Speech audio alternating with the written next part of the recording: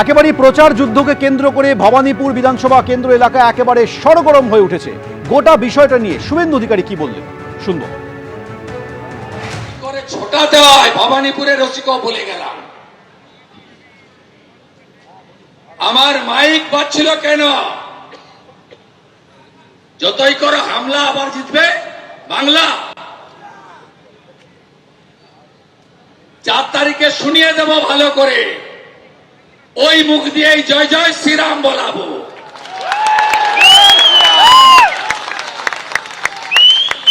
আমি বলে গেলাম, আমি যদি সনাতনের বাচ্চা হয়ে থাকি, এদের মুখ দিয়ে চৌরাস্তায় দাঁড় করিয়ে জয় শ্রীরাম বলাবো।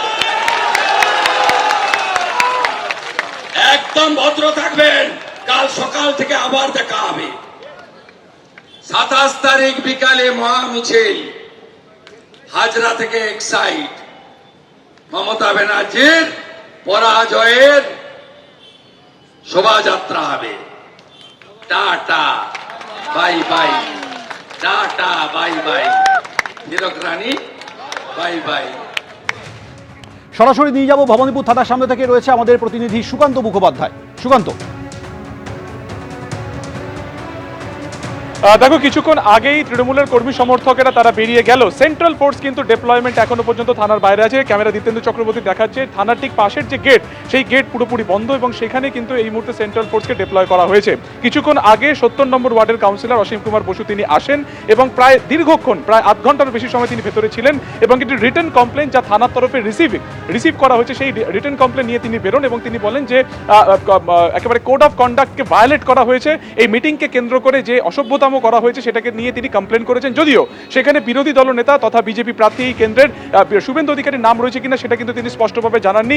পুলিশ সূত্রে আমরা সেটা খবর লাগানোর চেষ্টা করছি যে শুভেন্দু অধিকারীর নাম তাতে রয়েছে কিনা। তবে একটি কমপ্লেন ইতিমধ্যে করা হয়েছে চক্রবেড়িয়া 70 নম্বর ওয়ার্ড। সেখানে আমরা দেখতে পেলাম যে মূলত একে অপরের বিরুদ্ধে যেটা অভিযোগ, যে তৃণমূলের যখন দলনেত্রী সেখানে যখন বক্তব্য রাখছিলেন 7টা থেকে সে মিটিং ছিল, তার আগে থেকে সেখানে বিজেপির মাইক সেখানে বাজছিল, তারস্বরে সেই মাইক বাজছিল। পাল্টা কিন্তু বিজেপির তরফ থেকেও একই রকম কমপ্লেন করা হয়েছে, যদিও রিটেন কমপ্লেন শুধুমাত্র তৃণমূলের তরফেই করা হয়েছে। এবং তাকে কেন্দ্র করে 7:30টার কিছু পর থেকে থানাতে অসীম কুমার বোস আসেন এবং তিনি যেটা বলেন যে থানাতে আসার সময়ও তাদের ওপর কিন্তু হামলা করার অভিযোগ হয়েছিল এবং তারা পরবর্তীকালে পথ পরিবর্তন করে থানাতে আসেন।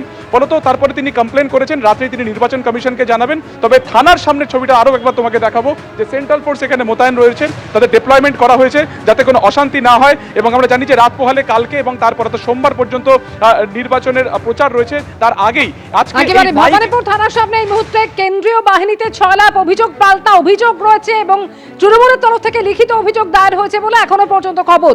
ঝিলম কর্মচারী আমাদের সঙ্গে রয়েছেন। ঝিলম, আর কি খবর রয়েছে তোমার কাছে? একদম যে সভাস্থলকে নিয়ে গণ্ডগোল বিবাদ, সেই সভাস্থলের সামনে রয়েছে আমার সহকর্মী কৌশিক কর্মকার। দৃশ্য দেখাচ্ছে এই যে জায়গায় চক্রবীড়িয়া এই অঞ্চলে শুভেন্দু অধিকারীর যে সভা, সেই সভা হয়েছে এবং শুভেন্দু অধিকারী আসার আগেই যে বিবাদ, যে গণ্ডগোল, যে অভিযোগ, সেই অভিযোগ হয়েছে সেইখানে।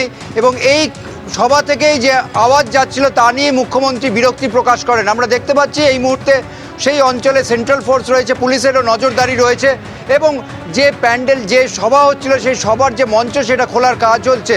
অন্যদিকে বিজেপি কর্মী সমর্থকরা তারাও আছে এই এলাকায়, নজরদারি করছে। তাদের সঙ্গে আমরা কথা বলে নেব, ঠিক কী গণ্ডগোল হয়েছিল। কিছু না, আমরা আমাদের শান্তিভাবে আমাদের প্রোগ্রাম চলছিল, পথসভা আমাদের চলছিল। হঠাৎ দেখলাম কিছু গুন্ডা বাহিনীর মতন লোক ছিল, তার নেতৃত্ব দিচ্ছিলেন অসীম কুমার বোস, তেড়িয়ে আসলেন, ওখান দিয়ে স্লোগান দিচ্ছিলেন। তা আমরা শান্তিভাবেই ছিলাম, পুলিশ আটকাবার চেষ্টা করেছে, কিন্তু তাদের কি অভিযোগ কি আমরা কিছু জানি না। অর্থাৎ তাদের একেবারে ছিলাম, তুমি আমাদের সঙ্গে থাকো। অর্থাৎ এই মাইক সংঘাতকে কেন্দ্র করে আজ পরিস্থিতি উত্তাল হয়ে ওঠে ভবানীপুরে।